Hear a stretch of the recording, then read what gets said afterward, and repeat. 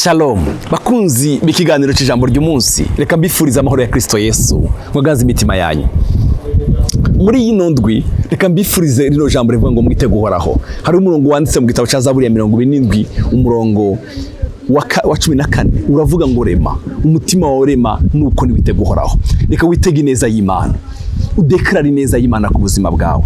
Ino ndwi uitanguzanije amashimwe no kwitega ikiganza cyiza cy'Imana ku buzima bwawe. Ijambo mfise uyu munsi riravuga ngo, ijambo ry'uyu munsi riravuga ngo genda urengane kuko uri umunyamahirwe. Genda urengane kuko uri umunyamahirwe. Mukundwa, uri umunyamahirwe. Reka kubwire rino jambo, uri umunyamahirwe. Haleluya. Ndashaka kukwifuriza amahirwe y'Imana ngo azogendane nawe. Amahirwe y'Imana azokugura imiryango misha. Amahirwe y'Imana, haleluya, azokugurire ayandi mapoturite menshi ku buzima bwawe. Amahirwe y'Umwami, haleluya. Barendata, amahirwe ni ikintu cyiza. Genda urengane kuko uri umunyamahirwe. Hari ikintu cyawe cyari kimaze ahanda imyaka n'imyaka. Reka kwifuriza ngo amahirwe y'Umwami akiguhe. Dusome ijambo ry'Umwami. Dusome ahantu Zaburi ya 41 umurongo wa 2 haravuga ngo Uhoraho azokuzigama mukize kandi azogira amahirwe mu isi.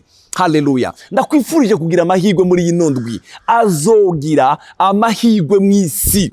Iyi si uzoyigirire ko amahirwe. Iyi ndwi uzoyiboneramo amahirwe. Haleluya. Mu kazi kawe Imana izoguha amahirwe. Ku bana bawe, ku muryango wawe uzoronka amahirwe. Uhoraho akuzigame azokurinda imitego y'abatezi. Uhoraho azokurinda ikibi cyose. Haleluya. Kandi azogira amahirwe mu isi. Umurongo ukurikira ukavuga ngo taho azomuha abansi biwe ngo bamugire uko bagomba. Haleluya. Taho azoguha abansi bawe ngo bakugirire uko bagomba. Ndakwifurije urugendo rw'amahirwe. Iyi ndwi uzogira amahirwe y'Umwami. Haleluya. Azogira amahirwe mu isi. Atura iryo jambo ku buzima bwawe. Atura yuko uri umunyamahirwe. Atura yuko uzokora muri ino ndwi uzobona amahirwe y'Umwami. Deklara amahirwe ku buzima bwawe. Azogira amahirwe mu isi. Yesaya yavuze ijambo ryiza. Yesaya yaravuze 48 umurongo 15 aravuga ngo ni jewe nyine nabivuze mbere naramuhamagaye ndamuzanye kandi urugendo rwiwe ruzogira amahirwe. Haleluya. Urugendo rw'ino ndwi ruzokubera urugendo rw'amahirwe. Urugendo rwawe, haleluya, urimwo ruzokubera urugendo rw'amahirwe. Ndakwifuriza amahirwe. Yavuze ngo ni jewe nyine nabivuze mbere naramuhamagaye ndamuzanye kandi urugendo rwiwe ruzogira amahirwe. Ndakwifurije urugendo rw'amahirwe. Ino ndwi uzoyibonemo amahirwe. Amahirwe y'Umwami azogendane nawe. Reka mbabwire umugabo witwa Eliyazari wasenze abwira Imana rino sengesho, aravuga ngo Mana ndakeneye kugira amahirwe. Eliyazari yari umukozi wa Abrahamu. Haleluya. Abrahamu aramurahiza, aramubwira ngo aje kumushakira umugeni wa Isaka. Aramubwira ngo genda uje kunsabira umugeni. Mugabo aramubwira ngo ntukansabira ahandi atari mu biwacu. Eliyazari asaba Imana, abwira Imana ngo Mana ibambwira ikintu gikomeye ariko ndakeneye amahirwe. Haleluya. Reka nawe usaba aya mahirwe. Igitabo cy'Itangiriro igice cya 24 umurongo 12 haravuga ngo arasenga. Haleluya. Eliyazari arasenga ati Uhoraho Mana ya databuja Abrahamu ndakwinginze kugira amahirwe uyu munsi. Haleluya. Ndagusengeye ngo Imana iguhe kugira amahirwe uyu munsi. Imana iguhe kugira amahirwe uyu munsi. Ndakwinginze kugira amahirwe uyu munsi. Haleluya. Ugirire neza databuja Abrahamu. Ugirire neza databuja Abrahamu. Umva, Eliyazari yasabye ikintu cyitwa amahirwe. Nawe saba amahirwe ino ndwi. Mana ishimwe, Umwami Yesu aguha kugira amahirwe. Oh, haleluya. Umurongo wa 13. Mpagaze kwiriba kandi abakobwa babo bo mu gisagara bahava basokoroka baze kuvoma. Enda se bibe bitya umwigeme ndibubwire nti ndakwinginze ururutsa umubindi wawe nyweko. Akanyishura ati nywako n'ingamiya zawe ndaziha zinywe. Uyo aba ari we watoranije Isaka umusabyi wawe. Ibyo nibyo bimenyesha yuko ungiriye neza databuja.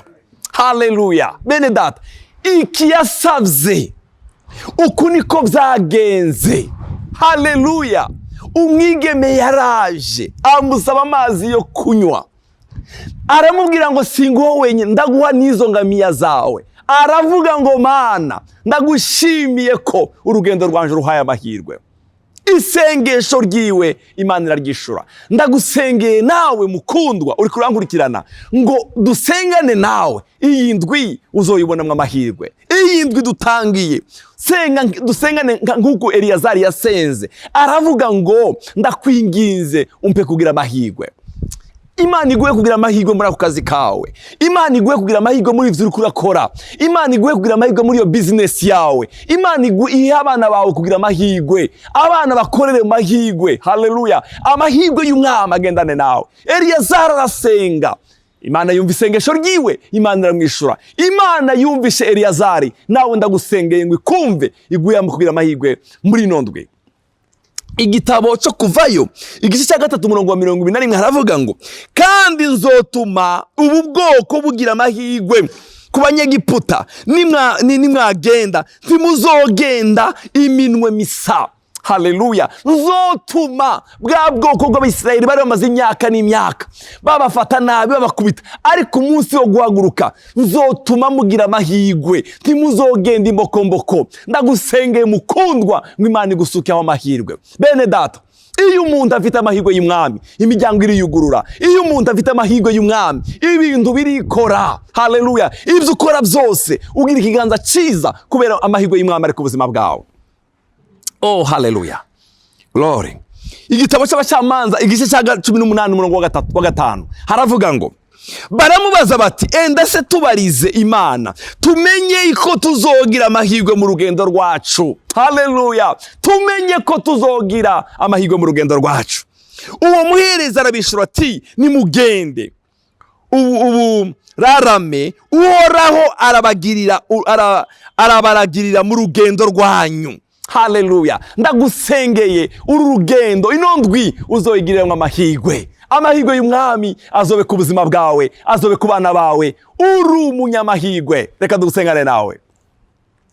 Turagushimiye Mana, iyi ndwi twatanguye turayatuye ko amahirwe. Ndasengeye umuntu uri kurankurikirana, umuhe kugira amahirwe mu rugo rwiwe, mu bana biwe, mu buzima bwe bwa misi yose. Umwambi kumutamana w'amahirwe. Haleluya. Umwambi kumutamana w'amahirwe. Umuhe kugira urugendo rw'amahirwe. Eliyazari yasabye amahirwe yamuha. Nanje ndatuye amahirwe ku buzima bwiwe, ku buzima bw'abana biwe. Urugendo rwiwe rw'inondwi ruzogira amahirwe mwa. Haleluya. Hari umuntu akeneye amahirwe ku kazi kanaka, kuri dosiye kanaka. Hari uwakoze ikibazo mwamara akeneye amahirwe yo gutora kiriya kibazo. Hari ukeneye amahirwe muri business. Ndasenze ngo amahirwe y'umwami abe ku buzima bwiwe. Urakoze data, icyubahiro ni cyawe, amashimwe na yawe mu izina rya Yesu. Amen. Ndabifurije indwi nziza y'amahirwe. Amen. Mugira amahirwe mu byanyu no mu banyu.